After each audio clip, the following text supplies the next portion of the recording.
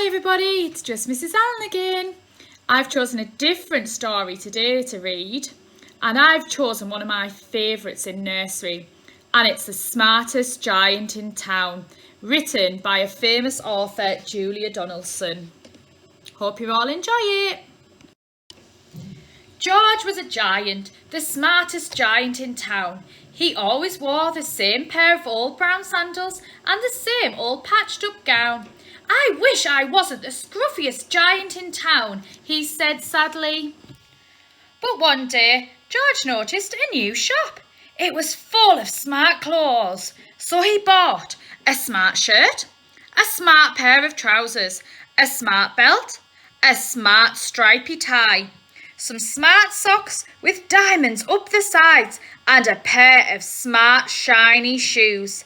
Now I'm the smartest giant in town, he said proudly. George left his old clothes behind in the shop. He was about to go home when he heard a sound. On the pavement stood a giraffe who was sniffing sadly. What's the matter? Asked George. It's my neck, said the giraffe. It's so very long and very cold. I wish I had a long, warm scarf. Cheer up, said George, and he took off his stripy tie. It didn't match my socks anyway, he said, as he wound it round and round the giraffe's neck. It made a wonderful scarf. Thank you, said the giraffe. As George strode towards home, he sang to himself.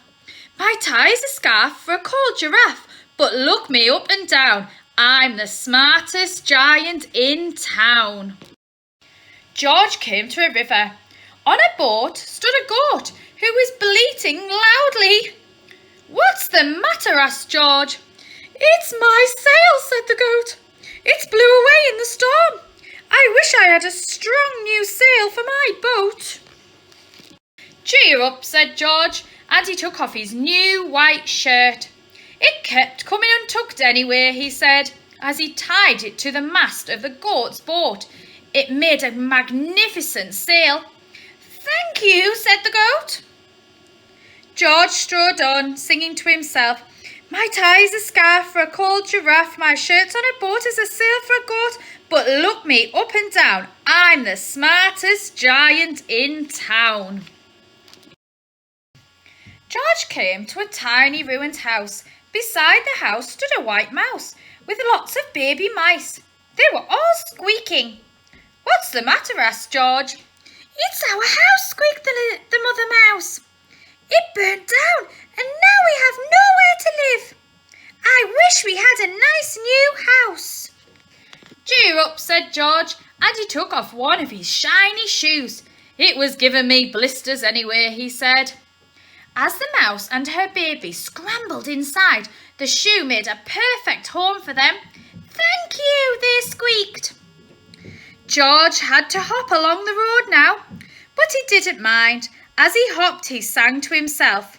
My tie's a scarf for a cold giraffe, my shirt's on a boat as a sail for a goat, my shoe is a house for a little white mouse, but look me up and down, I'm the smartest giant in town. George came to a campsite. Beside a tent stood a fox who was crying. What's the matter? Asked George. It's my sleeping bag, said the fox. I dropped it in a puddle. I wish I had a warm, dry sleeping bag. Cheer up, said George, and he took off one of his socks with diamonds up the sides. It was tickling my toes anyway, he said. As the fox snuggled into it, it made a very fine sleeping bag. Thank you, said the fox. George hopped on, singing to himself. My tie's a scarf for a cold giraffe. My shirt's on a boat as a sail for a goat. My shoe is a house for a little white mouse.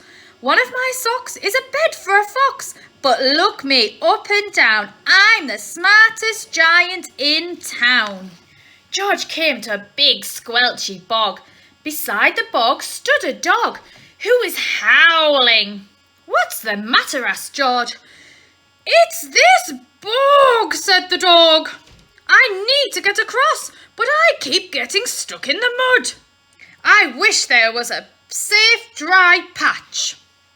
Cheer up, said George, and he took off his smart new belt.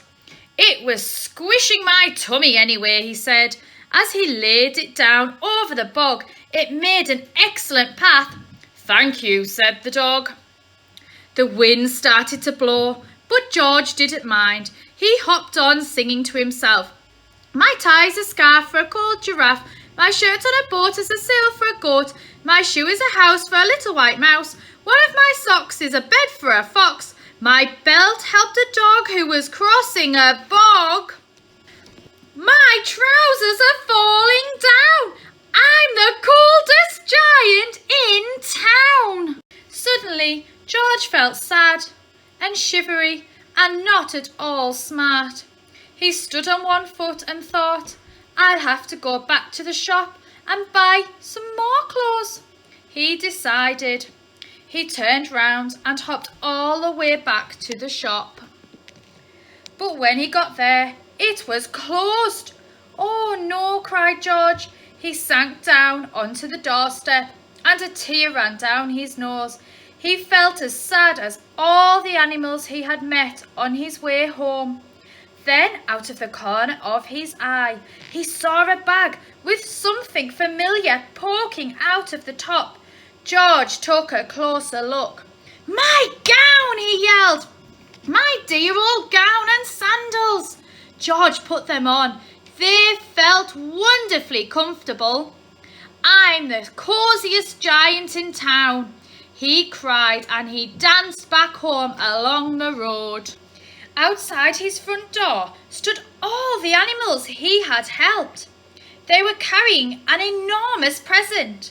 Come on, George, they said. Open it. George untied the ribbon. Inside was a beautiful gold paper crown and a card. Look inside the card, George, said the animals. George put the crown on his head and opened the card. Inside it said, your tie is a scarf for a cold giraffe. Your shirt's on a boat as a sail for a goat. Your shoe is a house for a little white mouse. One of your socks is a bed for a fox. Your belt helped a dog who was crossing a bog. So here is a very fine crown to go with the sandals and gown of the kindest giant in town. And that's the end of our story, everybody. I hope you enjoyed it. I always love reading this story, and I know everybody in nursery always enjoy this story too. I hope you're all taking care, and we'll hope to see you soon. Bye.